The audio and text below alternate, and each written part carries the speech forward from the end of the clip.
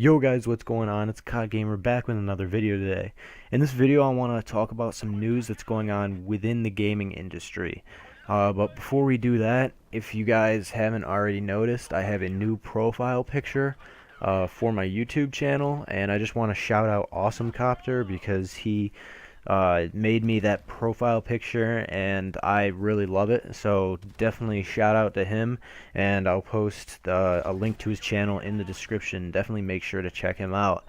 And anyways guys, to start off the video, I want to talk about the PlayStation 4 being usable with external hard drives, which will finally be available and possible with the 4.50, I think it is, update.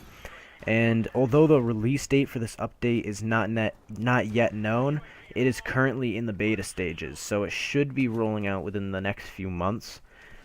Personally, I love that Sony is finally allowing us to use our external storage devices to store games and launch them right from that external device. All I can say is once this update comes out, I'm definitely going to buy the biggest external hard drive ever made. It really pisses me the hell off. Like, whenever I get a new game, I have to delete another one off my system because there's always not enough space. And another thing I'm also glad about is that it only took Sony 3 years to give us this feature. You know, very fast response time to the few people who had storage problems with the stock storage in the PlayStation.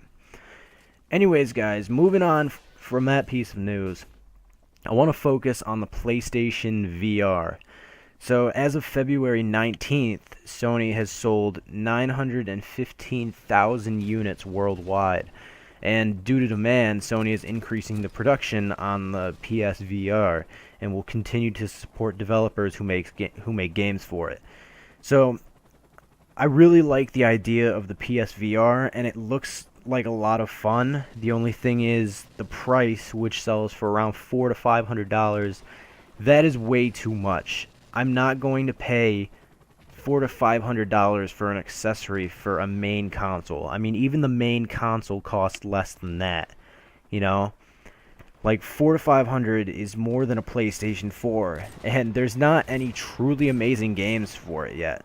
You know, maybe if there is like Call of Duty or Battlefield for it, then I would actually consider paying $400 to $500 for it. But as of right now, there's really no need personally for the headset.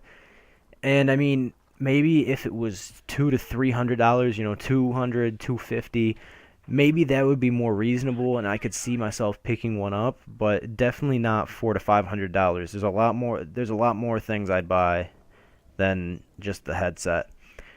All I hope PlayStation does, really, because I think it's great that they're selling a lot of these units, but I definitely hope in the future they lower the price of the headset. Anyways, guys, moving on to the final piece of news today, and arguably the most interesting. So it's focusing on a game, not, you know, like a piece of tech or a headset, you know. And this game is the only rival game, in my opinion, to Call of Duty that I've seen people argue about. And yes, I'm talking about Battlefield, more specifically Battlefield 1. Although I'm a Call of Duty channel, I thought this piece of news was interesting, and after all, it is news, which I'm definitely trying to cover in this channel. So, according to some sources, Battlefield 1 may be getting the addition of zombies to the game. You heard that right, zombies may be coming to Battlefield 1. So, we all know zombies is a very popular game mode. I guess very popular is an understatement. It's extremely popular amongst many different people. And, you know, it was basically Call of Duty really made, like, the FPS games take off for zombies. And it just all around was an amazing game. And I think adding it to one of the biggest game franchises would undoubtedly be a smart move. So, in the They Shall Not Pass DLC for Battlefield 1, players are coming across strange noises while playing on the Fort Vaux map. It's spelled V-A-U-X. Correct me if I'm not pronouncing that right. But Fort Vaux map. And so basically, as you make your way through the map, you can hear screaming.